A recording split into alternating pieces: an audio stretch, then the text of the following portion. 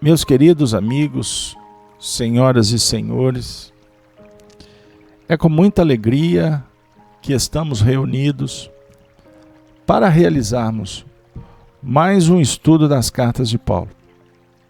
Hoje, o nosso encontro é o encontro de número 97. E o tema que iremos desenvolver essa noite é adversário ou adversidades. Eu conclamo a todos para juntos estabelecermos essa corrente que favoreça o desenvolvimento do estudo ao nível grupal, porque somos apenas intérpretes do pensamento do alto. Então nós vamos dar continuidade ao nosso estudo, lembrando que na última semana nós paramos no versículo 18 da 12ª carta de Paulo aos Romanos, especificamente no tópico o amor, o fervor, a humildade e a beneficência.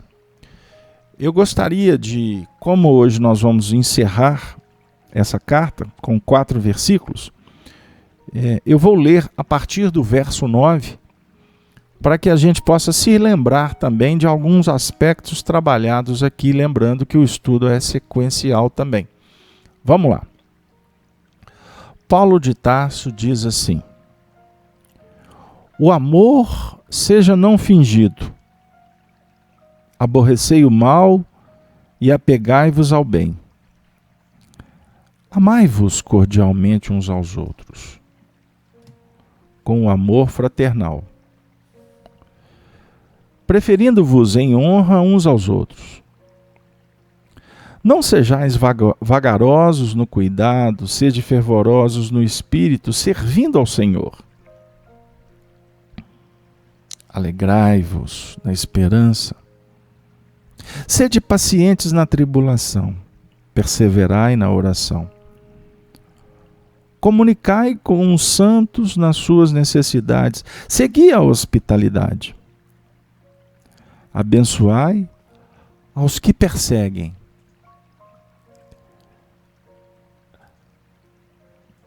Desculpem. Abençoai aos que vos perseguem, abençoai e não amaldiçoeis. Alegrai-vos com os que se alegram, e chorai com os que choram. Sede unânimes entre vós. Não ambicioneis coisas altas, mas acomodai-vos às humildes. Não sejais sábios em vós mesmos. Ninguém. Torneis mal por mal. Procurai as coisas honestas perante todos os homens.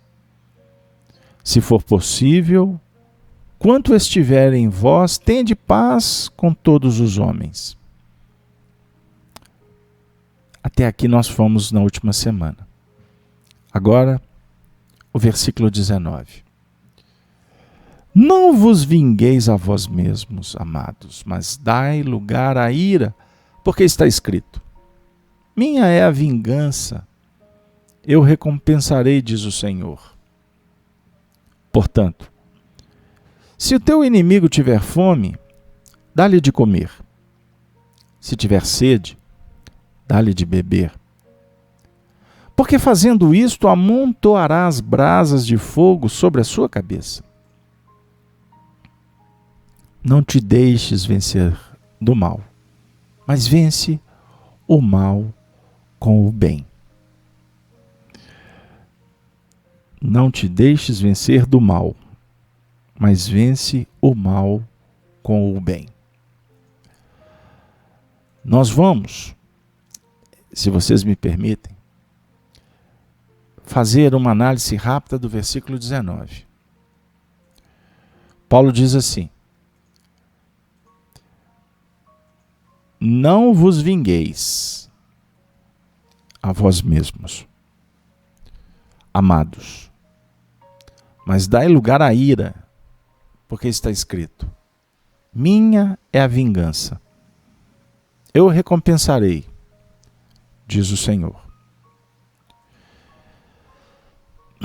Esse texto, ele tem que ser tratado com muito cuidado, porque a particular interpretação da letra nos encarcera.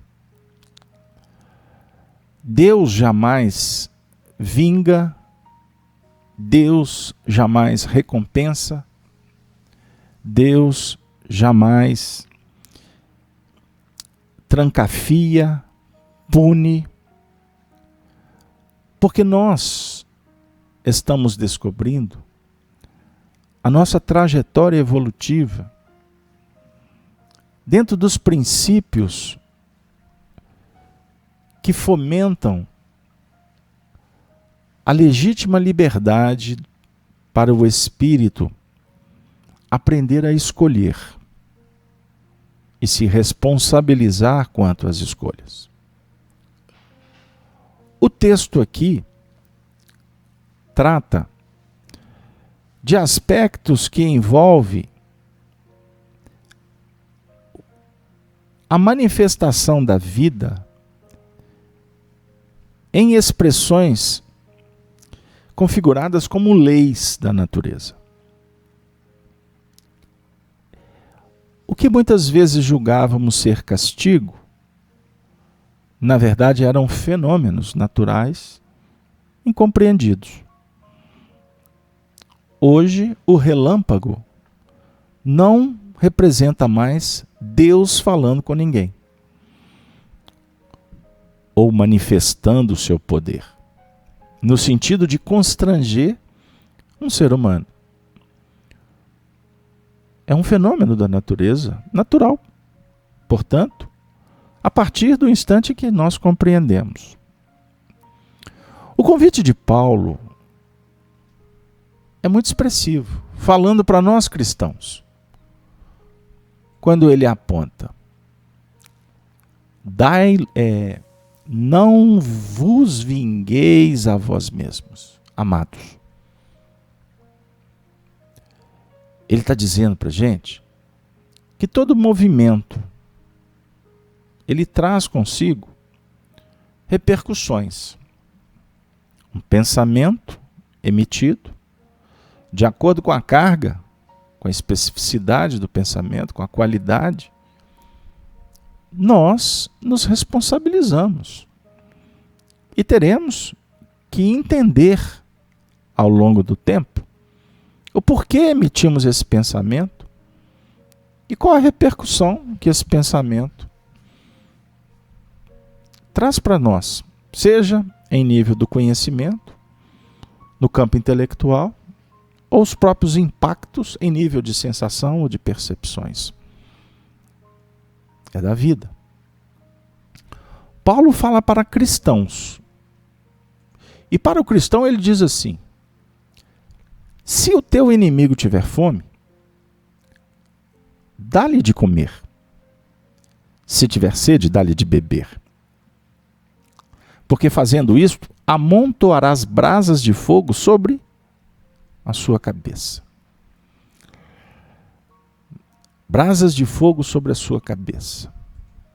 O fogo nos remete ao processo da purificação, da transformação. E a transformação em nível espiritual, com o conhecimento filosófico, científico da doutrina espírita, ele vai efetivamente promover mudanças no campo moral. A moral espírita propõe para nós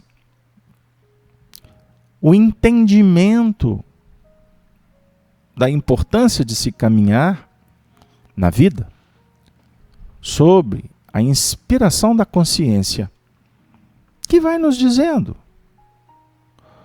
que vai nos inspirando, que vai nos auxiliando num plano em que a vontade precisa de ser acionada para que as nossas ações estejam planificadas por um planejamento que vai definir ordem, organização, ações produtivas. Então eu estou iniciando do fim, porque, na verdade, o objetivo do Paulo, quando ele diz assim, vamos voltar ao texto, se o teu inimigo tiver fome, dá-lhe de comer, se tiver sede, dá-lhe de beber. Então aqui o ingrediente do texto é falar do inimigo. Nosso tema, adversário. Inimigo, na verdade, é um amigo que por algum motivo nós criamos uma dificuldade no relacionamento. E por isso, o adversário, ele passa a ser bem observado. Por quê? Um adversário geralmente ataca. O adversário geralmente oferece empecilhos, dificuldades. O adversário pode se transformar em instrumento para a adversidade. Então, propositalmente, nós definimos o tema, a saber, adversário ou adversidades.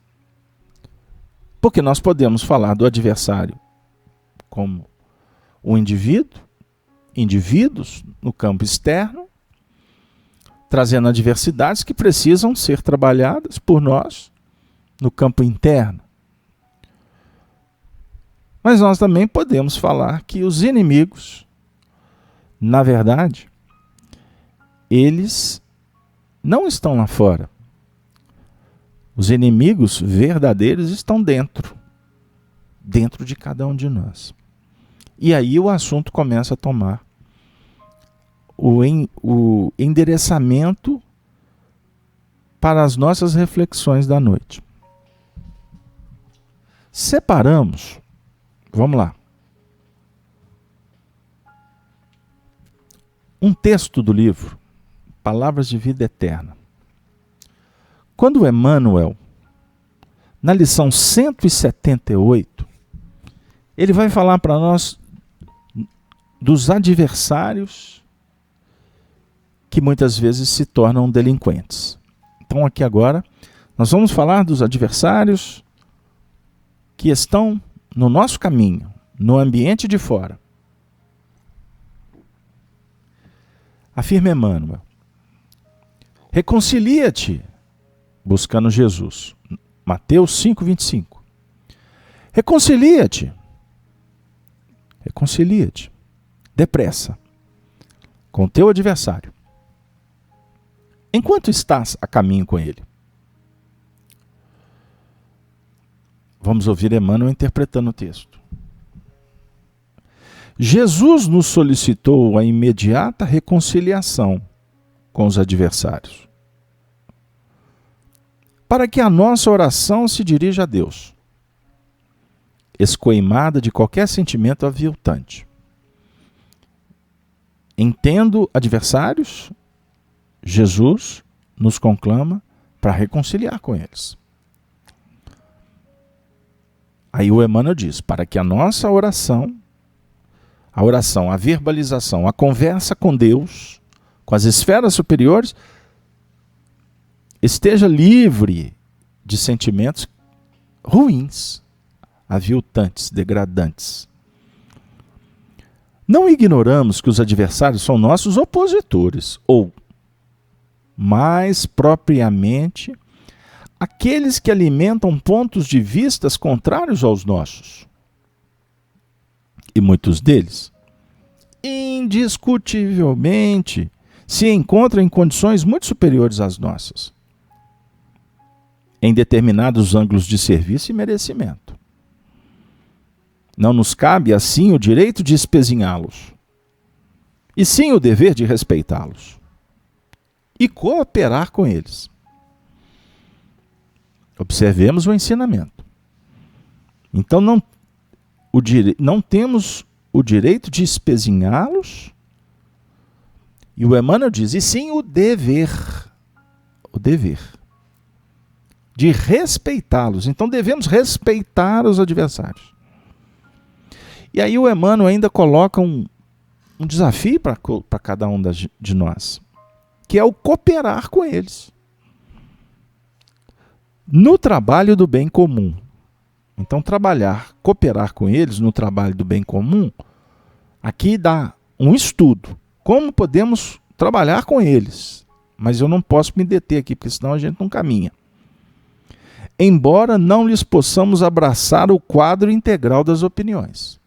Então nós podemos trabalhar com eles no bem comum, não necessariamente abraçando o quadro total das opiniões que os consagram. Há companheiros, porém, que, atreitos ao comodismo sistemáticos, a pretexto de humildade, se ausentam de qualquer assunto em que se procura coibir a dominação do mal, esquecidos de que os nossos irmãos delinquentes são enfermos, necessitados de amparo e intervenção compatíveis com os perigos que apresentem para a comunidade. Então aqui, Emmanuel está tratando dos adversários que são delinquentes. E ele está dizendo para a gente que a pretexto de humildade, não justifica se ausentar, fugir. Ou seja, ser omisso diante de um mal que está sendo estabelecido. Porque no caso o adversário delinquente, na verdade ele é um enfermo. E o enfermo necessita de amparo e intervenção compatível. Então, eu vou deixar bem claro, nós estamos tratando aqui dos adversários delinquentes. Que nem sempre o são. Todos aqueles que exercem algum encargo de direção sabem perfeitamente que é preciso velar em defesa da obra que a vida lhes confiou.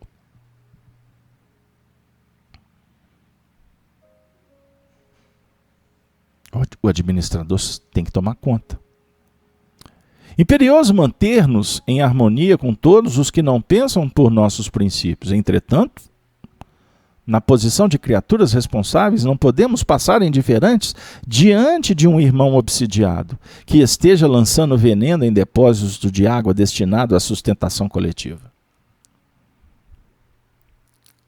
Necessitamos, queridos amigos, amigas, irmãs e irmãos, acatar os condôminos do edifício que nos serve de residência. Toda vez que não consigam ler os problemas do mundo pela cartilha de nossas ideias. Todavia, não será justo desinteressar-nos da segurança geral, se vemos um deles ateando fogo no prédio. Vivamos em paz, diz Emmanuel. Contudo, sem descurar das responsabilidades que o discernimento nos atribui.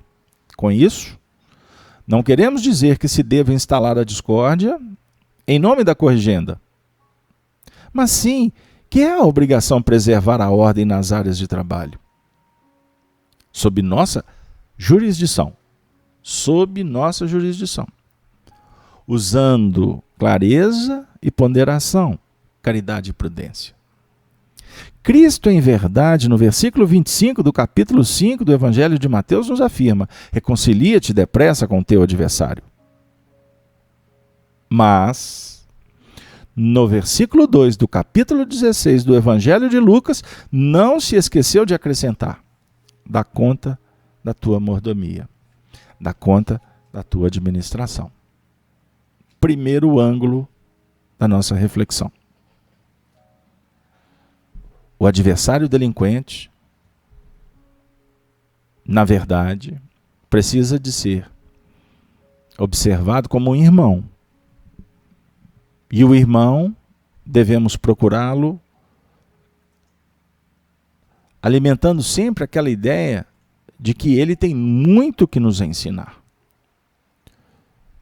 Pensemos um pouco sobre essa ótica. Porque se o irmão adversário está delinquente, ele tem muito que nos ensinar. por exemplo, a nos comportar para auxiliá-lo, para contribuir no conjunto da obra. Então, não saiamos com a presunção de querer consertá-los, de resolver o problema da comunidade, mas contribuir amigavelmente. Então, é este um dos aspectos que apresentam um adversário delinquente que está lá fora. Mas nós gostaríamos de enaltecer inimigos outros adversários que se apresentam no caminho. Quais são os inimigos outros? Sem cansá-los, eu gostaria de novamente trazer Emmanuel. No livro Alma e Coração. É um livro da editora Pensamento que eu reputo, a minha acanhada percepção, como das obras mais extraordinárias de Emmanuel. Eu sou apaixonado com esse livro. Como gosto de todos os livros do Emmanuel. Não tem um livro do Emmanuel que eu, na minha condição de estudioso, muito pequenininho, não goste. Porque Emmanuel é outro nível. Embora há alguns livros deles que tenham alguns erros, algumas questões de interpolações, mas isso não altera em nada a nossa admiração. E os erros e as interpolações não são de responsabilidade do Emmanuel. Mas vamos continuar caminhando. Alma e Coração, lição 31. Qual é o título? Inimigos outros. Inimigos outros. E agora eu vou pedir a atenção de vocês. Por favor, não durmam, não desliguem o computador, não fiquem tristes. Mas eu preciso ler. Emmanuel diz assim: mencionamos com muita frequência que os inimigos exteriores são os piores expoentes de perturbação, que operam em nosso prejuízo. Urge, porém, olhar para dentro de nós, de modo a descobrir que os adversários mais difíceis são aqueles de que não nos podemos afastar facilmente, por se nos alojarem no cerne da própria alma. Dentre eles, os mais implacáveis são o egoísmo, que nos tolhe a visão espiritual, impedindo, vejamos, as necessidades daqueles que mais amamos. O orgulho, que não nos permite acolher a luz do entendimento, arrojando-nos a permanente desequilíbrio. A vaidade, que nos sugere a superestimação do próprio valor, induzindo-nos a desprezar merecimento dos outros. O desânimo, que nos impele aos precipícios da inércia. A intemperança mental, que nos situa na indisciplina. O medo de sofrer, que nos subtrai as melhores oportunidades de progresso. E tantos outros agentes nocivos que se nos instalam no espírito, corroendo-nos as energias e depredando-nos a estabilidade mental.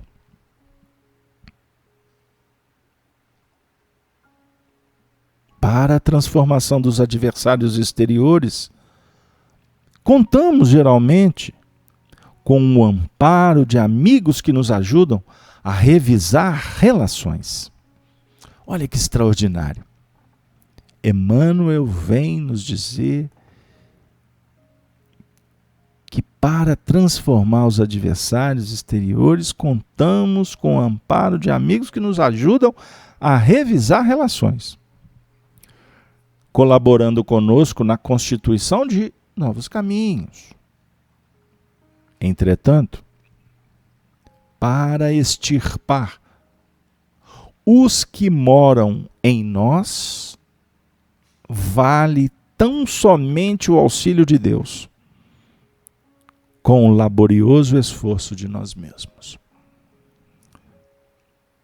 Reportando-nos aos inimigos externos, advertiu-nos Jesus que é preciso perdoar as ofensas 70 vezes 7. E de certo que para nós descartarmos dos inimigos internos, todos eles nascidos nas trevas da ignorância, prometeu-nos o Senhor: conhecereis a verdade, e a verdade vos fará livres. O que equivale a dizer que só estaremos a salvo de nossas calamidades interiores, através de árduo trabalho na oficina da educação. Árduo trabalho na oficina da educação. Muito interessante,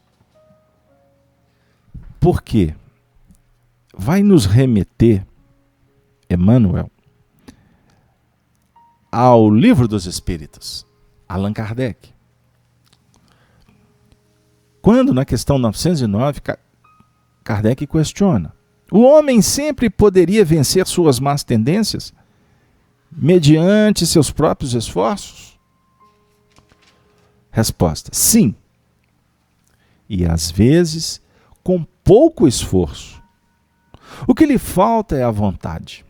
Ah, como são poucos os que se esforçam entre vós. Aí, é muito interessante, porque na questão 913, Kardec questiona: dentre os vícios, qual o que se pode considerar radical? Radical. Resposta: já o dissemos inúmeras vezes, o egoísmo. Dele deriva todo o mal. Estudai todos os vícios e vereis que no fundo de todos há egoísmo. Por mais que luteis contra eles, não conseguireis extirpá-los enquanto não atacardes o mal pela raiz. Enquanto não lhe houverdes destruído a causa. Que todos os vossos esforços tendam, pois, para este fim, porque aí é que está a verdadeira chaga da sociedade. O maior adversário. O que traz, ou que se transforma em adversidade. O egoísmo. Quem quiser aproximar-se da perfeição moral, que é o objetivo da humanidade, já nesta vida, nesta encarnação, deve extirpar do seu coração todo o sentimento de egoísmo.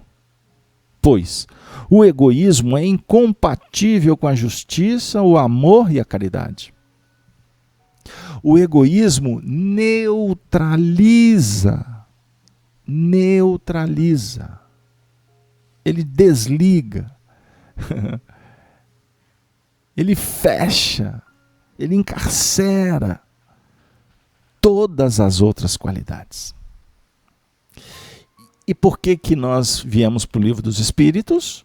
Para conectar com o que Emmanuel trouxe nessa lição, Os Inimigos Outros, do livro Alma e Coração, definindo uma perfeita conexão entre Emmanuel, que é o estudioso, com as obras daquele que é o mestre de todos nós, inclusive de Emmanuel, Allan Kardec.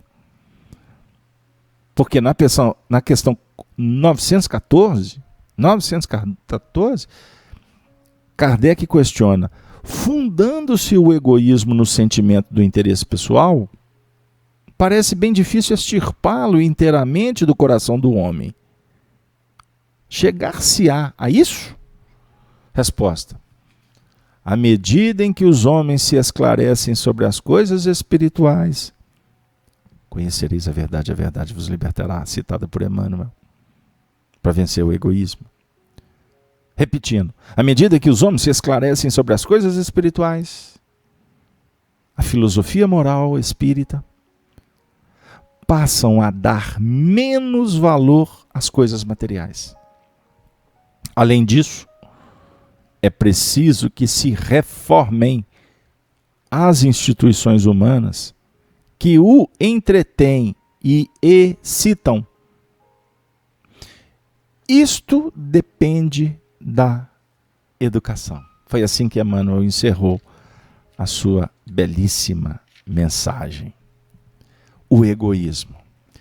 Queridos amigos, eu nesse momento vou dar um break, porque eu gostaria muito de enviar um abraço para a Luísa, para a Silene, para a Helena, os amigos do chat, o Jorge, que chegou aqui depois, eu não o cumprimentei, a Wanda, o Liz, a Marinalva também chegou depois, Marinalva está conosco em todos os estudos, grande abraço Marinalva, Petite, deixa eu ver quem mais aqui, tanta gente, a Lana Ritoca, Vanderli, a Cláudia Amaral está conosco também, Cláudia. É impossível não prestar atenção, né? É verdade. Maria Alves Rocha, alma e coração, é isso aí. Eu gostaria de abraçar também o Rafael, quem mais aqui? Maria Alves Rocha, os amigos do Facebook, Salete Costa, o Cleo Alves, Cleo Alves, não é isso? Claudete Pataro e tanta gente legal aqui, muito obrigado. Peço que compartilhem. Aqui eu estou vendo a Nininha, Emília, Raida, Jocely, Cristina, Bernadette, Eusileia, Wagner Dias, Márcia Vieira, Jaqueline, Rita, Simone, Sônia, Carlos de Campos. Carlos de Campos é seu nome ou Carlos? Você é de Campos do Goitacazes. Luci, Claudete, enfim, todos vocês, meus queridos amigos, muito obrigado pelo compartilhamento, viu, Irani? A Rede Espaço Espírita, Juraci, Fernanda, Sueli, Vanessa, Sara, Ronaldo, Ocaia, desculpe, eu não sei pronunciar, Jane Lopes, Alanca, enfim, todos vocês, muito obrigado, compartilhem, dê um like para dar uma força para os estudos da Rede Amigo Espírita. Egoísmo, para que a gente reflita. Eu gostaria de abrir rapidamente o Evangelho de Jesus no capítulo 7, lá no finalzinho do Sermão da Montanha. Jesus vem trazer uma série de ensinamentos sobre os nossos desafios do caminho. E no que remonta ao adversário, ele diz assim, capítulo 7, versículo 39. Eu não tive tempo de criar as imagens para vocês, então eu vou ler. Repetindo, Mateus, capítulo 6, versículo... Puxa vida, desculpem, não, eu não posso ficar aqui não, senão eu vou me prender. Capítulo 7, melhor dizendo, eu já estava lendo o 6. Jesus diz assim, no verso 9. Verso 9, capítulo 7.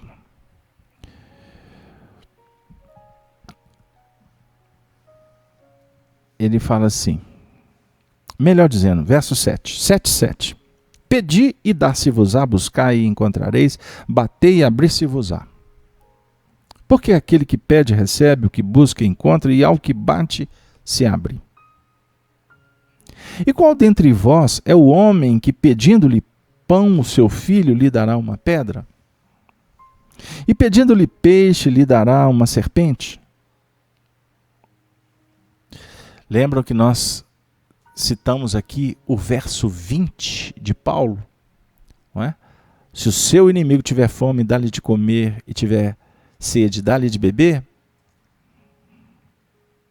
Se vós, pois, sendo maus, sabeis dar boas coisas aos vossos filhos, quanto mais vosso Pai que está nos céus dará bens aos que lhes pedirem. Portanto, tudo o que vos quereis que os homens vos façam, fazei-lhe também vós, porque esta é a lei e os profetas.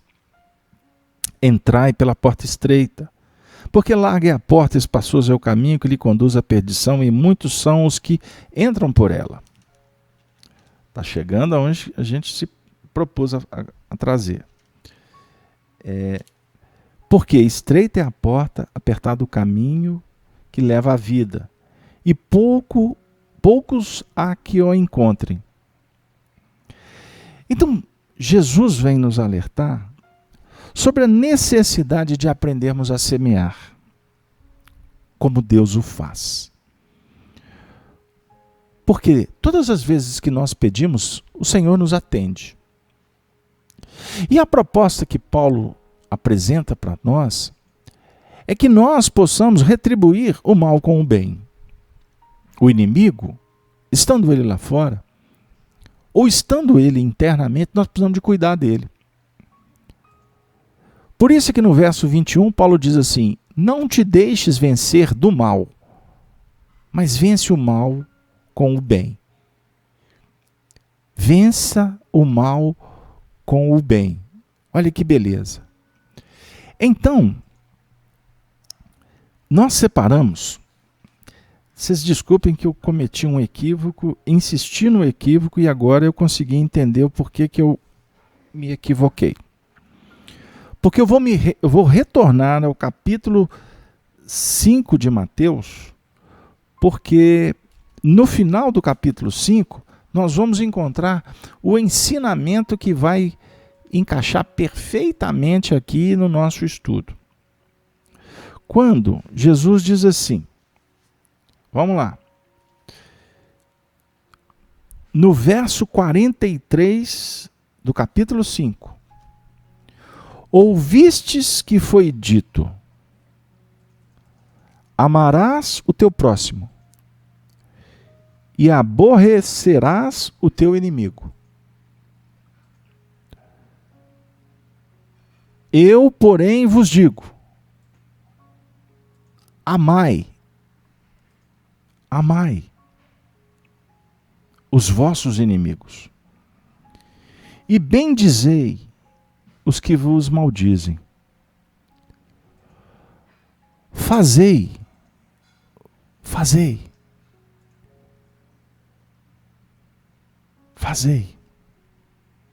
bem aos que vos odeiam e orai pelo que vos maltratam e vos perseguem,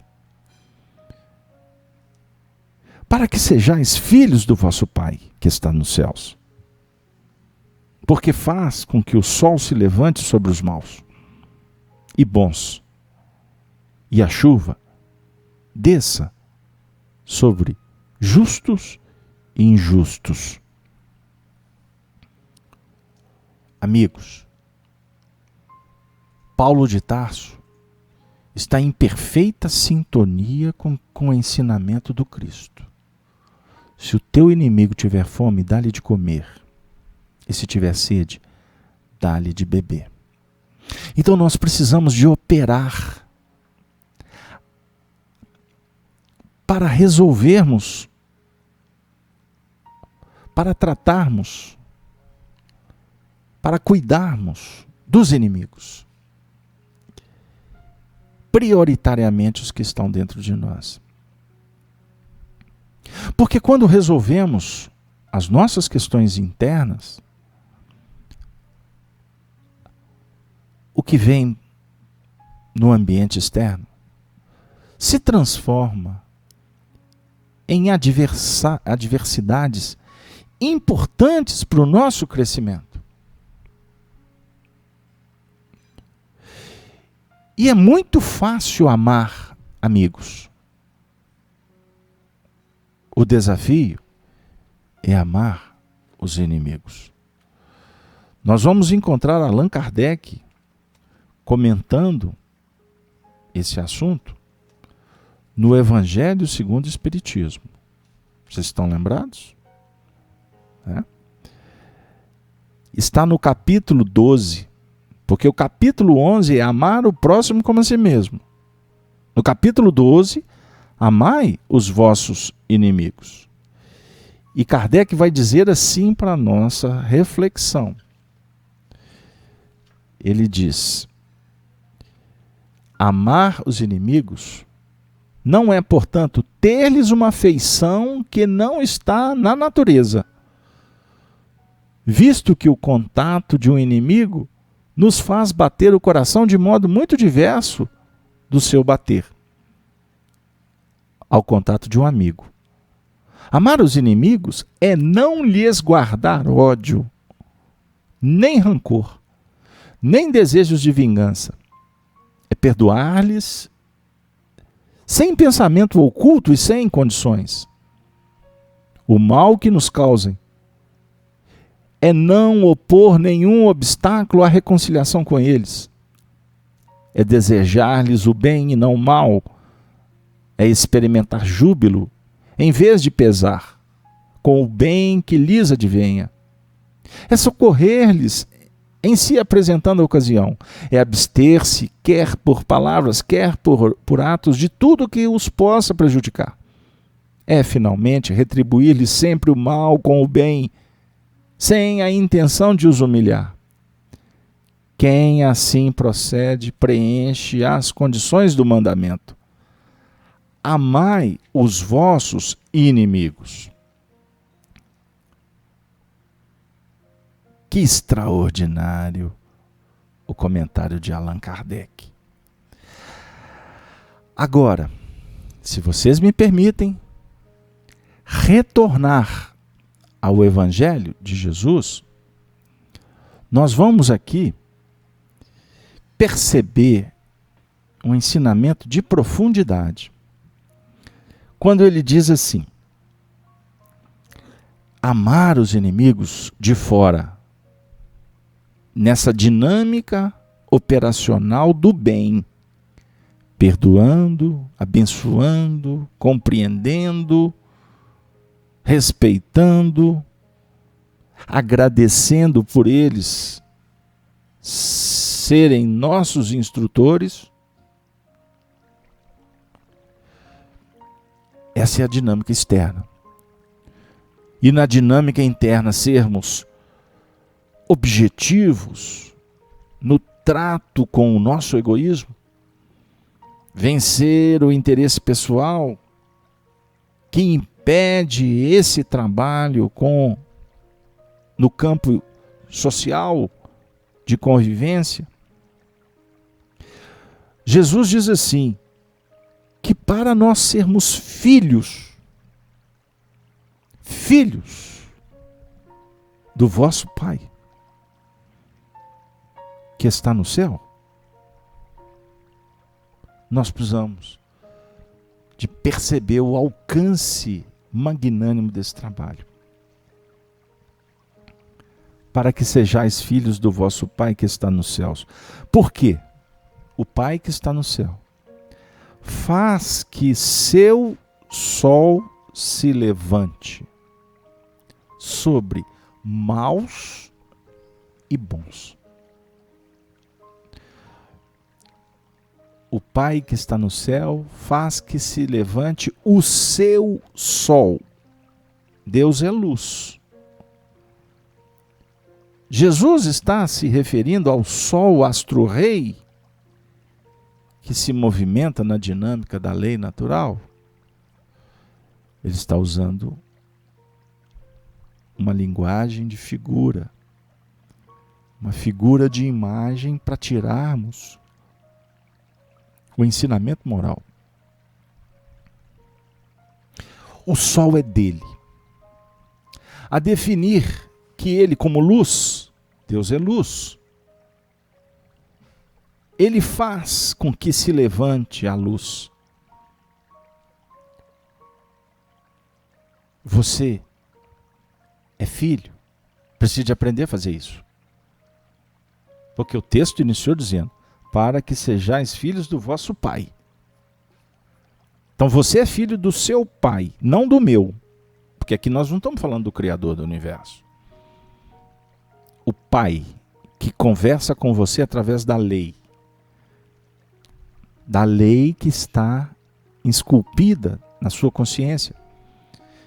Que foi escrita por você. Em consórcio com a lei divina. Então você precisa, como eu, de fazer com que a luz interna se levante. E observem a dinâmica do Evangelho. Porque o sol se levante primeiro sobre os maus e depois sobre os bons. Porque o desafio são os maus e não são os bons. Os bons são afins. Os bons já têm luz própria. Mas simbolicamente nós precisamos de intercambiar com todos. A luz não pode ser lusco-fusco. Ela tem que brilhar sempre. Em todos os sentidos. Para com todas as pessoas. Para que haja uma perenidade. Olha que extraordinário Jesus. Aí ele diz assim, seu sol se levante sobre os maus e bons. E vocês têm milhões de interpretações. Eu estou apenas trazendo uma ideia para se conjugar com o nosso tema. Aí vem uma vírgula na frase. E continua Jesus dizendo. E a chuva desça. Chuva não sobe, chuva desce. Água. Na verdade, sobe vapor, desce água, não é isso? Por isso que chuva não sobe, sobe vapor. É? Mas a água aqui, a chuva, quem tem uma ideia, traz para nós nesse momento o saneamento. A água que renova, que fertiliza, que prepara a terra, que lava as sujidades. A água do rio que se faz represa, que faz movimento, que cria energia. Água, reencarnação. Água, planeta. Água é vida. Água, batismo de João. Renovação do entendimento. Da doutrina espírita com Kardec. É o batismo da água. Por isso é que Elias, João Batista e Allan Kardec é um ciclo extraordinário de evolução, de aprimoramento, de renovação e de maturação, maturidade psicológica. Por isso é que os três representam o endireitar veredas. Os três representam colocar as coisas nos seus devidos lugares. Os três são apóstolos da verdade. Os três são um na visão de Caibá Schutel e de tantos outros. Continuando. A água desce sobre primeiro os justos e depois os injustos. Que extraordinário. O sol primeiro é sobre os maus, depois é sobre os bons. Luz. A água é para vitalizar. A água é justiça. Então a água, ela vai beneficiar primeiro o justo. Primeiro a justiça e depois a injustiça. Porque a água, então, vai apresentar possibilidades da sublimação. Que extraordinário. Aí Jesus continua dizendo, pois se amardes os que vos amam, que galardão havereis? Não fazem os publicanos também o mesmo? Todos estão nessa luta aí. Mas o discípulo de Jesus é convidado a amar um inimigo. E se saudardes unicamente os vossos irmãos, que fazeis demais? Não fazem os publicanos também assim? Jesus conclui esse movimento do Sermão da Montanha com um versículo que se transforma na base para o nosso despertar. A luz do Espiritismo, que propõe a filosofia, a revolução moral, 14 letras, como 14 é o número que, somado os algarismos da milhar 2057, proposta por Emmanuel, nos faz pensar em muitas coisas que estão a caminho de acontecer. Não no sentido finalístico, por favor, porque senão eu vou incorrer no mesmo erro das datas definidas, mas sim no reflexo, no entendimento, na proposta que se abre para os novos tempos. Sede vós, pois, perfeito, como é perfeito o vosso Pai que está nos céus. Ele conclama todos nós a amar o inimigo, a trabalhar a diversidade, mas acima de tudo cuidar do adversário que está dentro de nós mesmos. Para o incrédulo, diz Kardec, amar o inimigo é contrassenso. Para o crente, é sobretudo para o espírita, muito diversa é a maneira de ver, porque suas vistas se lançam sobre o passado e sobre o futuro, entre os quais a vida atual não passa de um simples ponto. O espírita sabe que, pela mesma destinação da terra, deve esperar topar aí homens maus e perversos. Devemos observar a importância de engrandecermos em virtude e adquirirmos paz. Paz no coração. Concluímos o capítulo desta carta maravilhosa de Paulo com esse verso 21. Não te deixeis vencer pelo mal ou do mal, mas vence o mal com o bem. Encerro o nosso estudo trazendo Emmanuel, dizendo: repara que em plena casa da natureza, livro Fonte Viva, lição 35. Repara que em plena casa da natureza, todos os elementos em face do mal oferecem o melhor que possuem, para o reajustamento da harmonia e para a vitória do bem. Quando o temporal parece haver destruído toda a paisagem, congregam-se as forças divinas da vida para a obra do refazimento. O sol envia luz sobre o lamaçal, curando as chagas do chão. O vento acaricia o arvoredo e enxuga-lhe os ramos. O cântico das aves substitui a voz do trovão. A planície recebe a enxurrada, sem revoltar-se, e converte-a em adubo precioso. O ar que suporta o peso das nuvens e o choque da faísca destruidora torna a leveza e a suavidade. A árvore de frondes e quebradas ou feridas regenera-se em silêncio, a fim de produzir novas flores e novos frutos.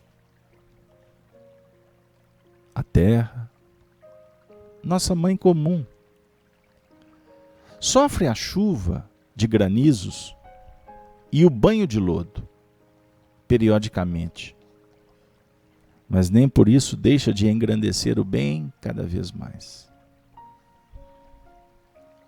Amigo, amiga, por que conservaremos por nossa vez o fel e o azedume do mal na intimidade do coração? Aprendamos a receber a visita da adversidade, educando-lhe as energias para proveito da vida. A ignorância é apenas uma grande noite que cederá lugar ao sol da sabedoria. Usa o tesouro de teu amor em todas as direções e estendamos o bem por toda parte. A fonte, quando tocada de lama, jamais se dá por vencida.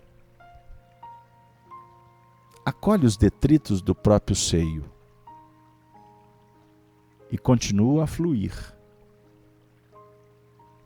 Transforma-os em bênçãos no curso de suas águas, que prosseguem correndo com brandura e humildade para benefício de todos nós.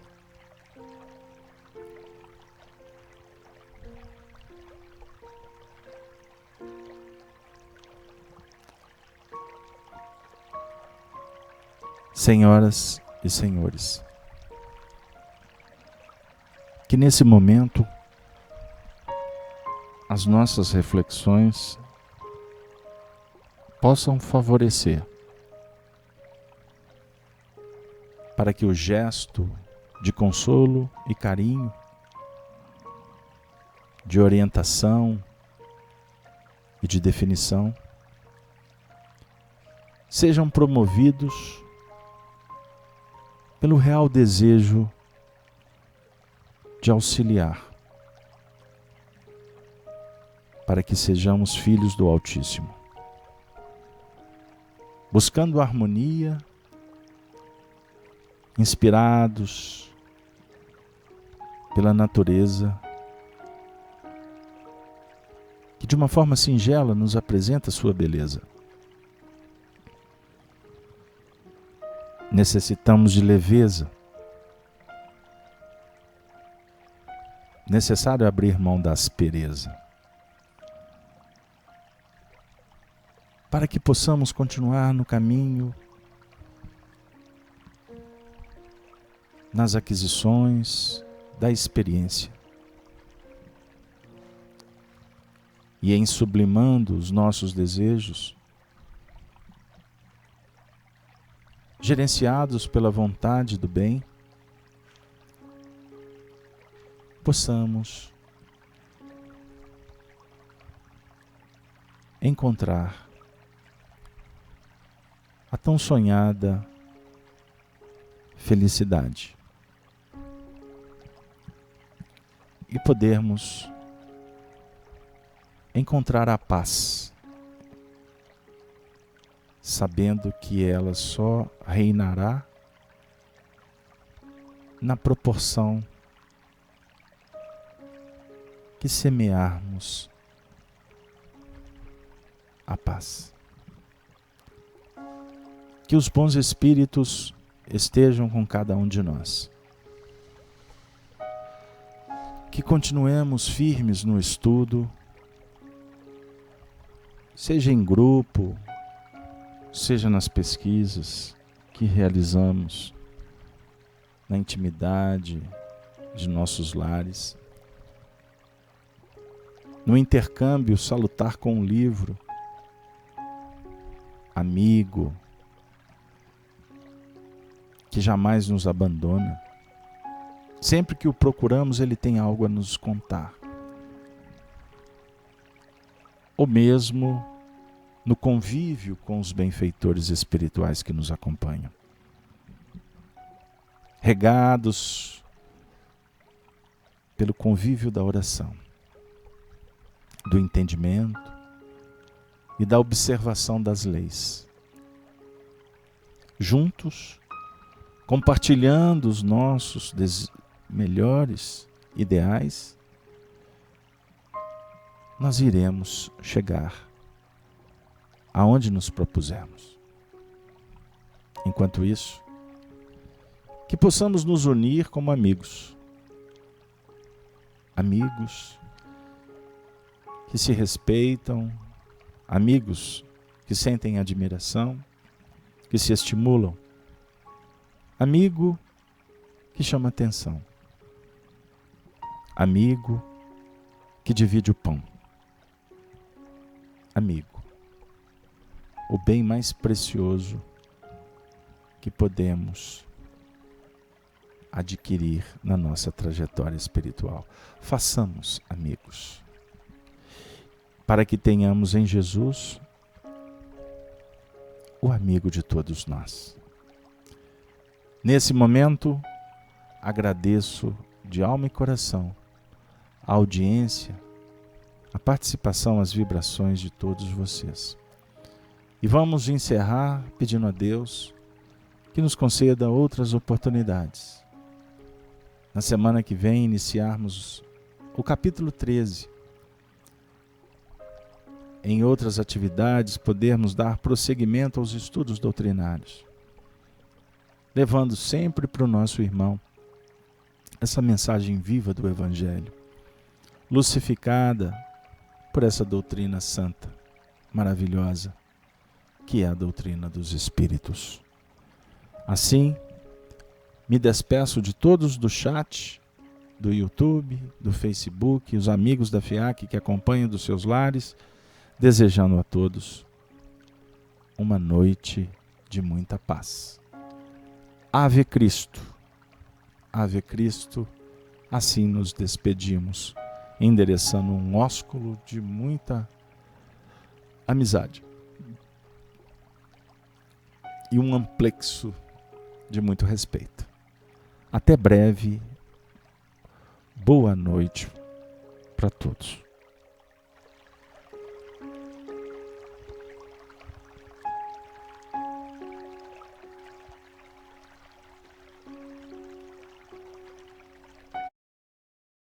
Rede Amigo Espírita, uma ferramenta de união, interação e divulgação do movimento espírita.